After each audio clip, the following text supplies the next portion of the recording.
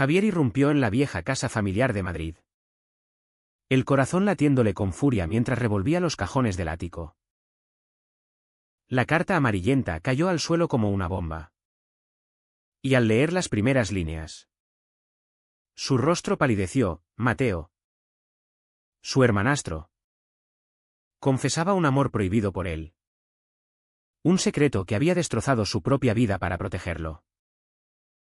En ese instante, todo lo que Javier creía sobre su infancia se desmoronó, revelando una red de mentiras tejidas por el miedo y el sacrificio. Desde pequeño, Javier había odiado a Mateo. Cuando su madre se casó con el padre de Mateo en 2005, él tenía solo 8 años. Y Mateo 12. La familia se mudó a un apartamento modesto en el barrio de Chamberí, donde el espacio era escaso y las tensiones altas. Javier recordaba cómo Mateo, con su carisma natural, se convertía en el centro de atención. El padre, un hombre estricto y conservador que trabajaba en una fábrica de automóviles, siempre alababa a Mateo por sus notas perfectas y su obediencia. Mira a tu hermano, Javier. Él sí sabe lo que es el esfuerzo, solía decir, ignorando que Javier luchaba en silencio con sus propios demonios. Pero lo peor era la madre de Javier, que parecía haber olvidado su existencia una vez que Mateo entró en escena. Ella, una enfermera agotada por turnos interminables en el Hospital Gregorio Marañón, dedicaba sus escasos momentos libres a elogiar a Mateo. Es tan responsable, tan maduro, repetía, mientras Javier se sentía invisible. En la escuela, los compañeros lo llamaban el segundón. Y él culpaba a Mateo por robarle el cariño que merecía. Las peleas eran constantes. Javier acusaba a Mateo de ser un impostor, de fingir perfección para ganarse el favor de todos. Mateo, en cambio, respondía con silencio o con una sonrisa forzada, lo que solo avivaba la rabia de Javier. A los 15 años, Javier descubrió su orientación sexual. Fue en una fiesta escolar en el Instituto Ramiro de Maeztu, donde besó a un chico por primera vez. El pánico lo invadió, en una familia católica tradicional, donde el padre hablaba con desprecio de esos desviados. Admitir ser gay era impensable. Ocultó su secreto, pero el aislamiento lo consumía. Mateo, por entonces en la universidad estudiando Derecho en la Complutense, parecía ajeno a todo. Javier lo envidiaba. Mateo salía con chicas, jugaba al fútbol con amigos y parecía encajar perfectamente en el molde social. Él lo tiene todo, pensaba Javier. Y yo nada. Un día, durante una cena familiar, el padre anunció que pagaría la universidad de Mateo, pero no la de Javier, argumentando que este último no se esforzaba lo suficiente. Javier explotó, gritando que Mateo era un ladrón, que le había robado su lugar en la familia. Mateo no defendió, solo bajó la mirada. Esa noche, Javier juró vengarse, planeando exponer cualquier debilidad de su hermanastro.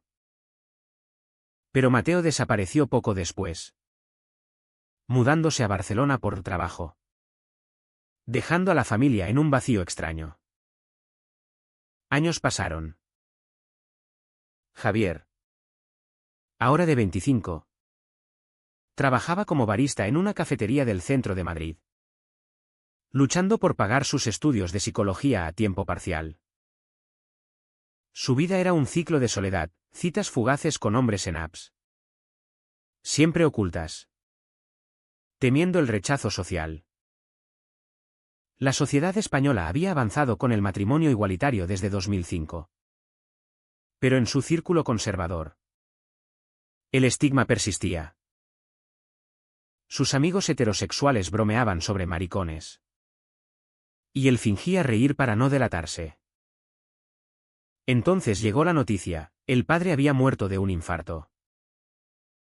Javier volvió a la casa para el funeral, donde su madre, envejecida y frágil, le pidió que revisara el ático. «Hay cosas de Mateo allí», dijo con voz temblorosa. Javier subió, esperando encontrar pruebas de la perfección falsa de Mateo. En cambio, halló la carta, fechada en 2015, cuando Mateo tenía 22 años. «Querido Javier», comenzaba. «Si lees esto, es porque ya no puedo cargar con el secreto. Desde que nos conocimos, supe que eras especial. Pero no como hermano. Mi amor por ti creció en silencio. Un amor que la sociedad condena, que nuestra familia destruiría. Para protegerte, fingí ser quien no soy, salí con chicas. Me convertí en el hijo perfecto. Absorbí todo el cariño para que no te miraran con sospecha. Pero el precio ha sido alto. He perdido amigos. He mentido a todos. Y ahora me voy para no lastimarte más». Javier se sentó en el suelo, las lágrimas cayendo. Todo encajaba: las miradas evasivas de Mateo, su silencio ante las acusaciones, su partida repentina. No era robo. Era sacrificio.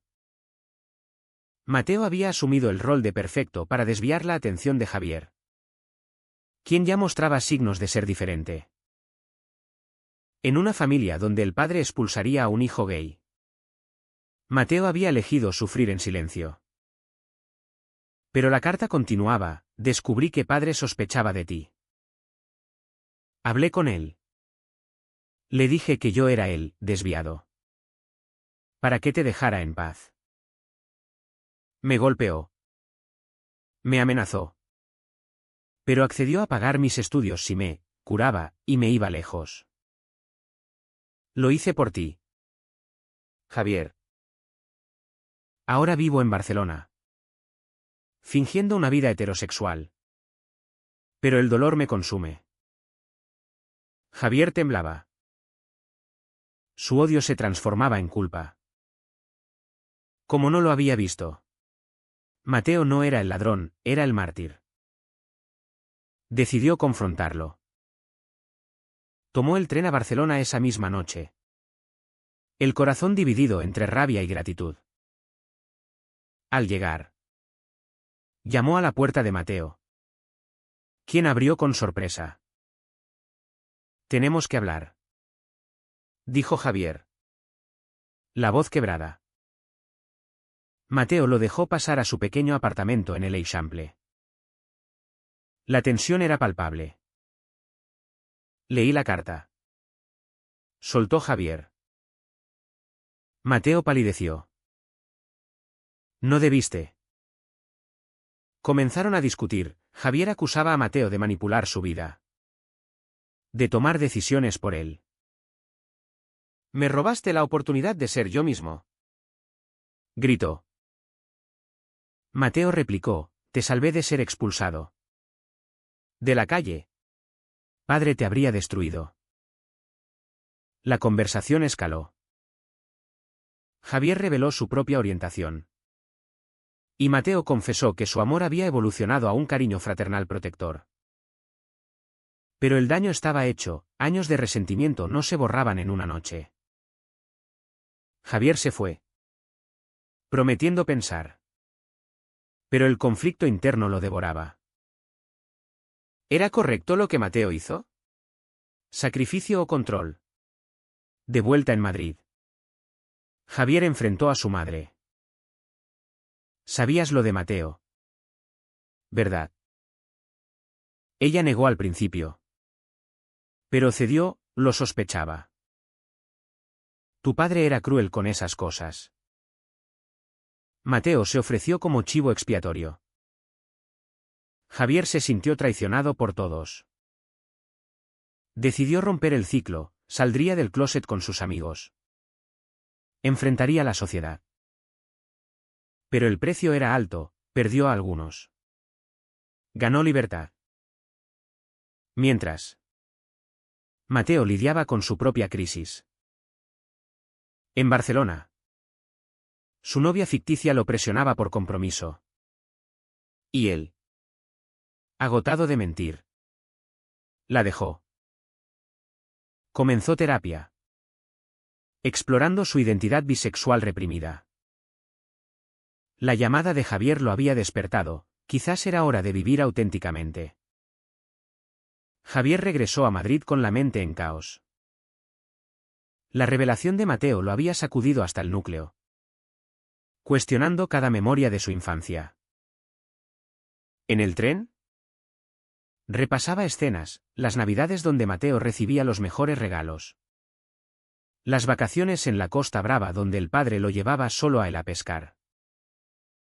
Ahora veía al patrón, Mateo desviando la atención para que Javier, con sus manerismos extraños, como decía el padre, pasara desapercibido. En la cafetería, Javier servía cafés mecánicamente. Su mente en otra parte. Un cliente habitual. Un hombre de unos 30 años llamado Luis. Notó su distracción. Pareces preocupado, dijo con una sonrisa amable. Luis era openly gay. Trabajaba en una ONG de derechos LGBTQ en Malasaña. Javier, por primera vez, se abrió un poco, problemas familiares. Luis lo invitó a un evento de la organización. Para desahogarte. Javier asistió.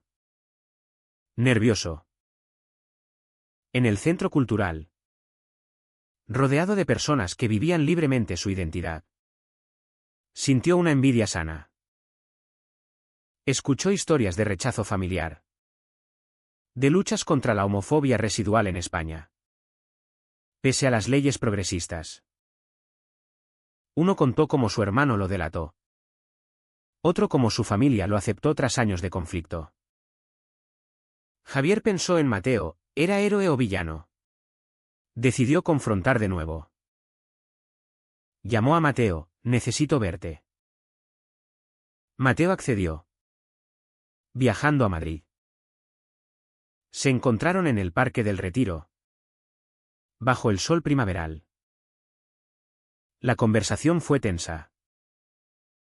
Javier exigió detalles, ¿por qué no me dijiste? ¿Pensabas que era débil? Mateo explicó, tenía 15 cuando lo supe. Padre me pilló mirando fotos tuyas. Me amenazó con echarte si no me arreglaba. Elegí protegerte. Javier se enfureció, eso es control. No amor.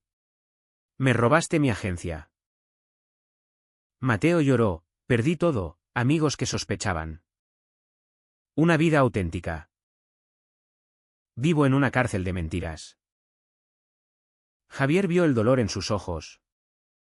El precio pagado. Pero el resentimiento persistía. Me hiciste odiarte. Dijo. Se separaron con promesas vagas de reconciliación.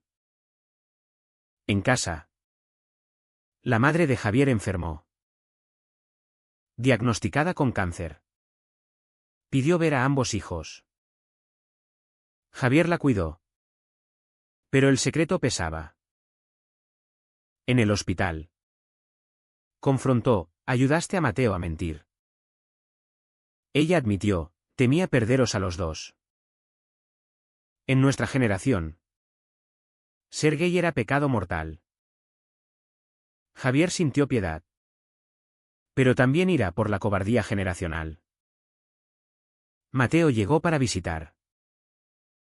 En la habitación. Los tres hablaron por primera vez honestamente.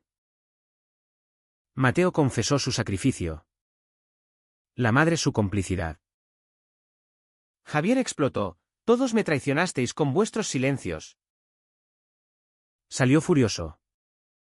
Vagando por las calles de Madrid. Encontró a Luis en un bar.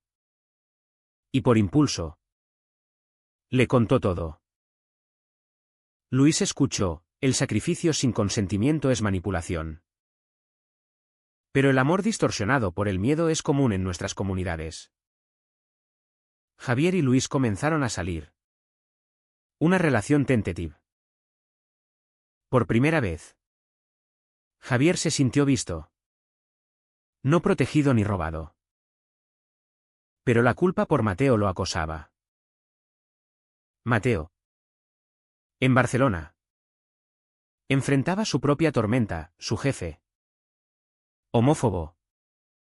Lo degradó tras rumores. Decidió dimitir. Mudarse de vuelta a Madrid para reconstruir. La tensión culminó en una cena familiar forzada. La madre, debilitada, suplicó paz. Javier acusó a Mateo de egoísmo disfrazado. Mateo replicó: sufrí por ti. ¿Qué hubieras hecho tú? Javier calló. Reconociendo la verdad, en esa época. Quizás lo mismo. Pero el daño era irreversible, confianza rota. Años perdidos. Javier eligió distancia. Se mudó con Luis a un piso en Chueca. El barrio gay de Madrid. Allí. Encontró comunidad. Terapia para procesar el trauma. Mateo. Solo. Comenzó a salir con un hombre. Explorando su identidad. Pero la sociedad aún juzgaba, amigos conservadores lo abandonaron. Recordándole el estigma persistente. Un escándalo estalló cuando un primo filtró el secreto familiar en redes. Javier enfrentó acoso online. Comentarios homófobos. Mateo lo defendió públicamente. Exponiéndose. Somos hermanos. Y el amor no se elige. Posteó. Javier vio el gesto, Mateo aún sacrificaba. Pero la reconciliación era lenta. En terapia conjunta. Desentrañaron capas, el padre abusivo. La madre pasiva. La sociedad opresora. Javier admitió su odio injusto. Mateo su error en no confiar. El precio, cicatrices emocionales. Relaciones rotas. La madre falleció. Dejando un testamento que dividía todo equitativamente. En el funeral. Javier y Mateo se abrazaron. Un gesto frágil.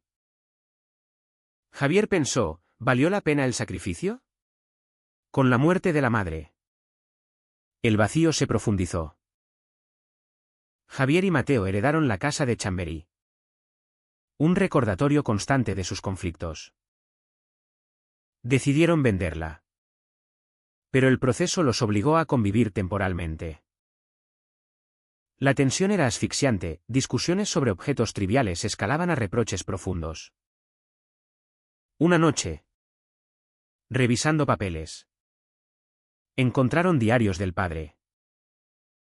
Revelaban su propia lucha, había sido gay reprimido. Casado por presión social en los 80. Bajo la dictadura franquista residual. Odiaba lo que era. Y lo proyecté en mis hijos. Escribía. Javier y Mateo se miraron. Atónitos. El ciclo generacional explicaba todo, el padre había robado su propia felicidad. Transmitiendo el trauma. Esta revelación impulsó un cambio. Javier. Con Luis. Organizó un grupo de apoyo para familias LGBTQI en Madrid. Mateo se unió. compartiendo su historia. Pero el pasado resurgía, un ex de Mateo. Resentido. Lo chantajeó con fotos antiguas. Mateo pagó inicialmente. Pero Javier lo confrontó, no más sacrificios. Denúncialo. Mateo lo hizo. Exponiéndose a un juicio público. El caso atrajo medios, hermanastro sacrifica vida por proteger a hermano gay. Javier testificó. Revelando la carta. La sociedad reaccionó dividida, unos alababan el heroísmo. Otros condenaban la manipulación. Javier perdió su trabajo por el escrutinio. Pero ganó aliados en la comunidad. Luis apoyaba a Javier. Pero la presión tensaba su relación. Siento que vivo en la sombra de tu drama familiar, dijo Luis. Javier se dio cuenta, su obsesión con Mateo lo cegaba. Decidió límites, contacto mínimo con Mateo para sanar. Mateo, absuelto en el juicio, enfrentó backlash familiar. Tíos conservadores lo desheredaron, invocando valores católicos. Solo en Madrid. Recurrió a la bebida, cuestionando sus elecciones. Si no hubiera sacrificado, ¿dónde estaríamos?, se preguntaba. Un punto de quiebre, Javier encontró a Mateo en un bar. ¿Borracho? Lo llevó a casa, donde discutieron ferozmente. Me salvaste. Pero me destruiste, gritó Javier. Mateo confesó, lo hice por amor. Pero también por culpa. Sabía que padre me prefería. Y lo usé para protegerte.